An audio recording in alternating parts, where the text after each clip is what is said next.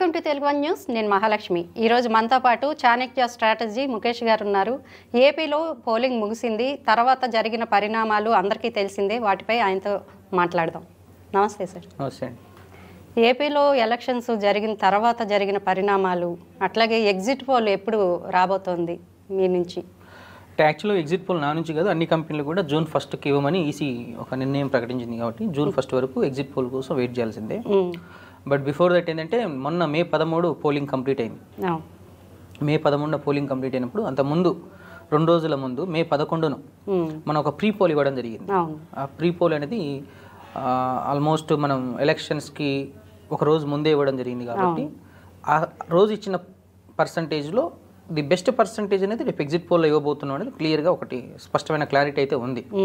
ఆ రోజు మనం ఇచ్చిన దాంట్లో 108 to 119 సీట్లతోటి టీడీపీ కూటమి ఏదైతే ఉందో, టీడీపీ జనసేన బీజేపీ కూటమి గవర్నమెంట్ ఫామ్ చేస్తుందని ఇవ్వడం జరిగింది. ఆ కూటమి గవర్నమెంట్ ఫామ్ చేయడం వరకు 100% రేపు ఎగ్జిట్ పోల్లో క్లియర్గా చెప్పబోతున్నాం. బట్ ఎన్ని సీట్లు అనేది ఆ రోజు చూడాల్సింది. అంతే. అది మరి పిఠాపురం విషయానికి వస్తే ఏంటి సార్, ఈసారి పిఠాపురంలో జనసేన జెండా ఎగరవేయబోతుందా? ఏం జరుగుతుంది? యాక్చువల్గా పిఠాపురం నియోజకవర్గం గురించి మాట్లాడంటే పిఠాపురం ఒకటే కాదు, ఆంధ్రప్రదేశ్లో ఒక 4 నియోజకవర్గాల రిజల్ట్స్ మీద అయితే చాలా చర్చలే జరుగుతున్నాయి. 1 పిఠాపురం, 2 మంగళగిరి, 3 కుప్పం, 4 హిందూపురం. ఈ 4 నియోజకవర్గాల మీద ఎక్కువ చర్చలు జరుగుతున్నాయి. అండ్ జగన్మోహన్ రెడ్డి ఈ 4 నియోజకవర్గాల మీద కూడా ఎక్కువ ఫోకస్ చేసిన నియోజకవర్గాలు. ఎందుకంటే ఎట్లయినా వీళ్ళని అసెంబ్లీకి రాకుండా చేయాలని వైఎస్ఆర్సీపీ అనుకుంటే మేము భారీ మెజార్టీతో గెలవాలని టీడీపీ వాళ్ళు అనుకోవడం జరిగింది. అయితే ఈసారి పిఠాపురం నియోజకవర్గంలో మాత్రం మా సర్వే ప్రకారం అయితే పవన్ కళ్యాణ్ 100% గెలవబోతున్నాడు. ఇంకొక విషయం ఏంటంటే ఈసారి అసెంబ్లీలో పవన్ కళ్యాణ్ అధ్యక్ష అనబోతున్నారా? 100%. పవన్ కళ్యాణ్ అభిమానులకు మంచి వార్త అందించారు. అట్లాగే మరి నారా లోకేష్ గారి గురించి మాట్లాడుకుంటే సార్, మంగళగిరి కూడా సేమ్. మంగళగిరి కానీ, హిందూపురం కానీ, కుప్పం కానీ ఈ 4 నియోజకవర్గాల్లో ఒక ఖచ్చితమైన మెజార్టీ అయితే ఉండబోతుంది. టీడీపీ అభ్యర్థులు, అక్కడి నుంచి జనసేన అభ్యర్థి, ఇక్కడ మంగళగిరి టీడీపీ అభ్యర్థి. ఇంకా బాలయ్య బాబు గారు అయితే మంచి మెజార్టీతోటే ముందంజలో ఉన్నారు. 100% అయితే ఈ 4 టాప్ మెజారిటీ, టాప్ 5లో వీళ్ళు ఉంటున్నారు. నో డౌట్ అందులో.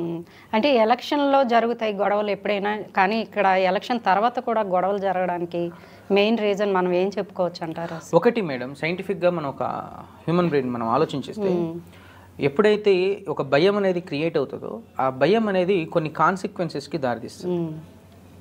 ఇక్కడ ఆంధ్రప్రదేశ్లో ఎలక్షన్స్కి ముందు ప్రీ పోల్స్లో టాప్ 10 సర్వే సంస్థలు, ఇండియా టుడే కావచ్చు, టుడేస్ చాణక్య కావచ్చు, CNN కావచ్చు, టాప్ 10 సర్వే సంస్థలు అన్నీ కూడా టీడీపీ కూటమి విజయం సాధిస్తుంది అనే ఒక విషయం అయితే వెల్లడించారు. అయితే 1-2 సర్వే సంస్థలు మాత్రం మన వైఎస్ఆర్సీపీ పార్టీ విజయం సాధిస్తుందని చెప్పారు.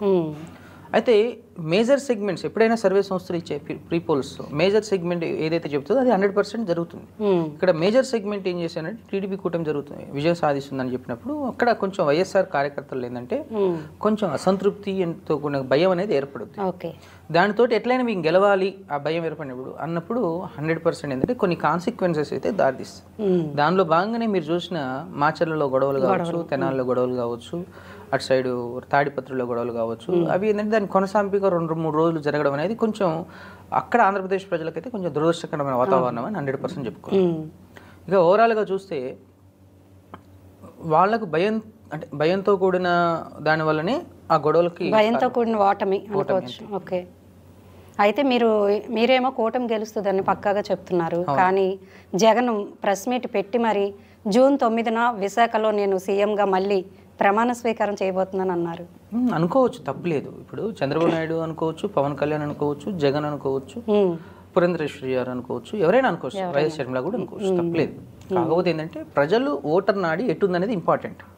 ఈ ఎగ్జిట్ పోలు, ప్రీ పోల్ ఇవన్నీ ఏం చెప్తున్నాయి చాలా ఇంపార్టెంట్. రేపు జూన్ 4 తర్వాత వచ్చే రిజల్ట్ ఏముండబోతుంది అనేది చాలా ఇంపార్టెంట్. మీకు తెలుసు మొన్న నవంబర్లో మనకు తెలంగాణ ఎలక్షన్స్ అయిపోయిన తర్వాత నవంబర్ 30న మనం ఎగ్జిట్ పోల్ ఇచ్చాం. ఆల్మోస్ట్ ఆ రోజు కూడా ఒక 20-30 సంస్థలు రిపోర్ట్ ఇచ్చాయి. కొన్ని సంస్థలు అయితే డైరెక్ట్ కేసీఆర్ సీఎం అవుతాడని ఇవ్వడం జరిగింది, చూసి ఉండొచ్చు.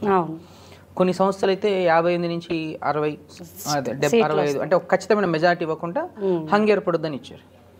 మన సంస్థ అనే ఇండియా టుడే అండ్ ఇంకొక సంస్థ 3 సంస్థలు ఏం చేశాయంటే 67 నుంచి 70 నియోజకవర్గాలతోటి కాంగ్రెస్ గవర్నమెంట్ ఏర్పడుతుంది అనేది ఒక ఖచ్చితమైన మెజారిటీ తోటి కాంగ్రెస్ గవర్నమెంట్ ఏర్పడుతుందని చెప్పడం జరిగింది. అండ్ ఆ రిజల్ట్ మీరు నవంబర్ 3 తారీఖు చూస్తే ఏంటంటే అదే 65 స్థానాలతో కాంగ్రెస్ గవర్నమెంట్ ఏర్పడింది. అంటే ఒక నమ్మకం అనేది ఉంటుంది. మేము కూడా ఏం చెప్తున్నాం అంటే ఆంధ్రప్రదేశ్లో కూడా మనం ఏ పార్టీకి అది కాదు, ఈ టీడీపీ కానీ వైసీపీ కానీ జనసేన కానీ మనది కంప్లీట్ సెఫాలజీ డిపార్ట్మెంట్. ఒక పార్టీకి మేము చెయ్యం. ఇక్కడ జరిగింది ఆంధ్రప్రదేశ్ పబ్లిక్ ఎలా ఉంది, పల్స్ ఎలా ఉంది అనేది ఒక ఈక్వేషన్. అయితే ఎన్నికల రోజు అంటే ఎన్నికలకు ముందు 11వ తారీఖు మనం ఏదైతే ప్రీ పోల్ 108 to 119 ఇచ్చామో ఎన్నికల రోజు మనం ఒక ఎగ్జిట్ పోల్ అనేది కొంచెం తీయడం జరిగింది. తీసినప్పుడు ఆంధ్రప్రదేశ్ పబ్లిక్లో ఏం ఏర్పడింది, ఒక కన్ఫ్యూజన్ వాతావరణం ఏర్పడింది. అరే ఎలక్షన్ టైట్ నడిచింది, జగన్మోహన్ రెడ్డి మళ్ళీ సీఎం అవుతున్నాడు, కూటమి విజయం జరగట్లేదు, ఒక కన్ఫ్యూజన్ వాతావరణం ఏర్పడింది. అయితే ఆ కన్ఫ్యూజన్ నిజమా కాదా అని మనం ఏం చేసామంటే మొన్న 14, 15 2 రోజులు ఏం చేసామంటే ఒక రాయలసీమ ప్రాంతం పెట్టుకున్నాం, ఎక్కువ పెట్టుకోలే.